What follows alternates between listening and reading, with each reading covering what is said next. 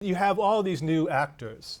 And what happens is, because of the interconnectivity, the simultaneity, the ubiquity of new media converging with old media, these new actors, oh, did we just lose them?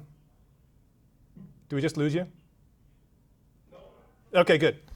Because of this interactivity, interconnectivity, ubiquity, you have new actors that become super empowered actors, super empowered individuals. Rumsfeld loved to talk about, bin Laden in a cave. Well, it's a guy in a cave who had access to the internet and people who then had access to many other media outlets through Al Jazeera, etc. So to use military parlance, it became a force multiplier. Now in this world, I call it a heteropolar world because it's not multipolar, it's not all actors of the same sort, but hetero, it's many actors of different levels hierarchically, can now have a say, can have a view, can have an image. And what happens then, it becomes very hard to get a uniform perspective or in any ways a monological view of what the truth is. It basically, media fractalizes, balkanizes. And that's something that I think we have to recognize as being one of the side effects that any student of the media has to take into account, any student of international relations has to take account. And I call this, in some ways, the terrorism or insurgency which is enhanced by multimedia has become the political pornography of modernity. And what I mean by that is you know it when you see it. It's very hard to get one definition of it. And that means all kinds of strategies sort of fail because of it. And it's not simply, a kind of critical perspective to say this. You might have even heard when our special representative to Afghanistan and Pakistan was asked, how do we know when we've won in Afghanistan? Richard Holbrooke said, we'll know when we see it. So it's true of insurgency, counterinsurgency. And I think that's very much a media effect. Call it a CNN effect, call it a Nokia effect, call it the Al Jazeera effect, whatever media platform you want. It's testimony, I think, to how this new amalgamation has produced these multifaceted effects.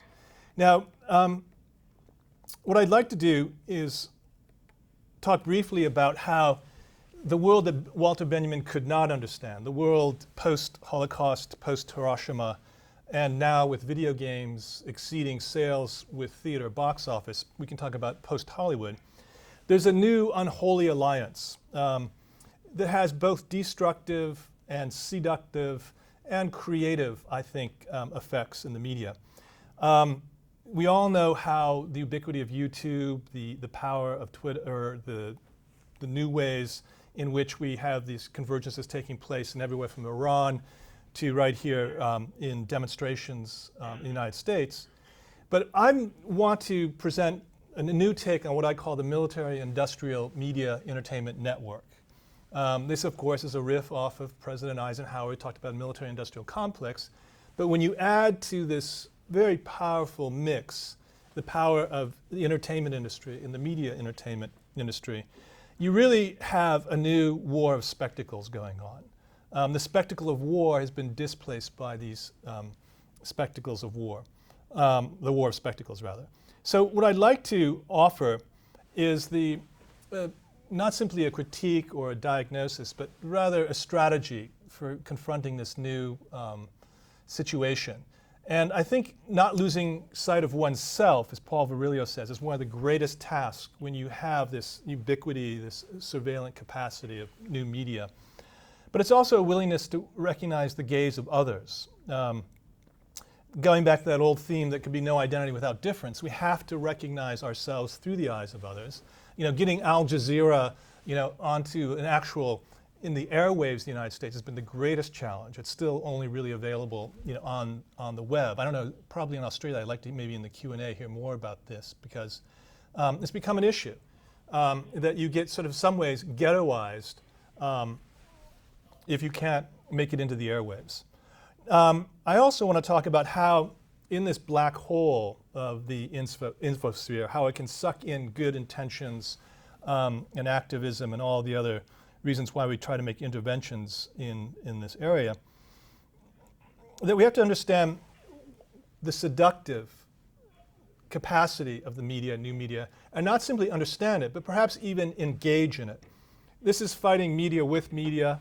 There is one school of thought that says, well, the best way to deal with this new phenomenon is simply to use media in a documentarian way, get to the bottom of the truth of the matter, and then everybody will suddenly agree with you as false consciousness is revealed and the truth then emerges. This we might call it the Noam Chomsky school of thought. I think by the time you reach that, if you ever could reach it in this fractalized, balkanized infosphere, the world has already moved on. I mean, the variable of speed is so important with the media, and you're going to see this in the video that we're going to show, that really getting to the bottom of something means basically the moment has passed you by the time you've said anything that's both credible and I think in some ways going to have some traction. So turning the gaze back on the war and the media machines is something we're very active with here in the Global Media Project at the Watson Institute, creating strategies of what we call info peace to confront info war.